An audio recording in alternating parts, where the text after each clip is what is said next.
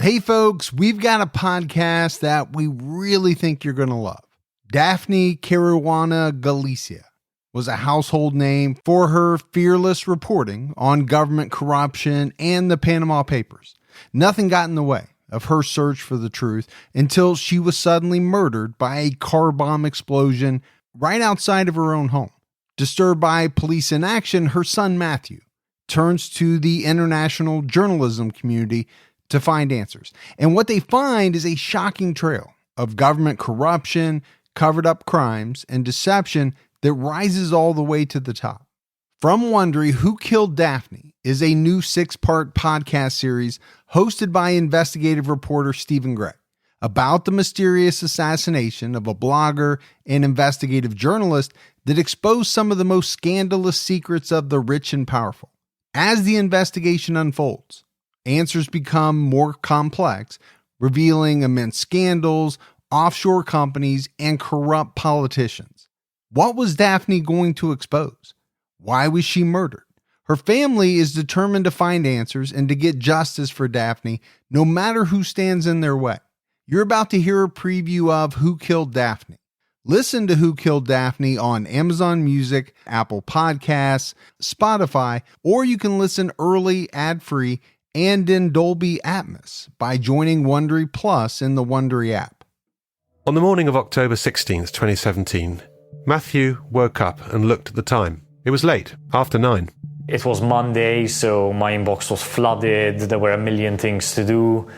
I didn't have time for breakfast. He could hear footsteps in the dining room. It was his mother. He got up, pulled on some clothes, and came out of his room. My mother was already working. She was making phone calls and answering messages. I was completely focused on what I was doing. It was just very quiet. The air was solid. And there was this very bright light streaming through the house. His mum seemed preoccupied. She was in the middle of a legal battle. A few months before, she'd written that Malta's economy minister had visited a brothel while on state business in Germany. The minister was suing her for libel, and now the court had frozen her bank account. Her phone rang. It was the bank. She said, "Look, I'll just come into the office and we'll talk about it." And she made an appointment for 3 o'clock. But before that, she had a lot to do. They sat near each other, Matthew catching up on emails, his mother typing up a post for her website. Normally my mother and I would have lunch together, but there was no time for it. She was constantly on the phone talking to sources and other people. But she still found time to cut up some tomato and mozzarella and place it next to him. She called the bank to tell them that she was late, typed out her last blog post, published it, approved some comments, replied to some others on her blog. And she told me, "I'm going out to the bank now. I'll be back between 4 and 5 p.m. She walked out of the house. I said bye. Maybe 15 seconds later, I heard her walking up to the house again, and she came into the house, like kind of flustered, and said, I forgot my checkbook. With her account frozen, she had to use her husband's checks to pay for things. After picking up her checkbook, my mother just said, "Okay, now I'm really going," and walked out of the house. I heard her walking away. I pressed resume on the laptop to continue playing the music I was listening to. And then I heard an explosion. I slammed shut my laptop, kind of leapt up, got to the door, and as I opened the door, the dogs were barking uncontrollably, and I just felt like I was going to faint. But somehow, I don't know what happened. A load of adrenaline kicked in, and I just sprinted off.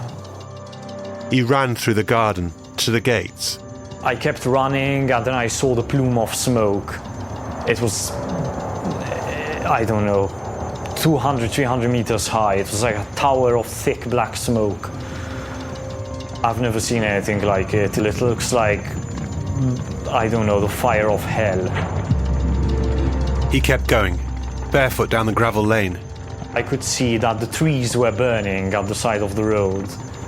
But all I could see on the ground was just a whole load of shattered plastic and shattered glass.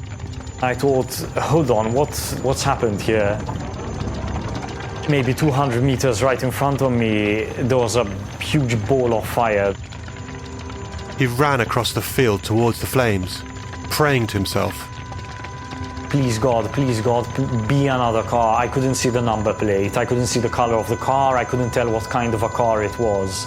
I ran around, and in the front I could just make out one of the hubcaps, and I saw the logo of Peugeot, and at that moment I thought, shit.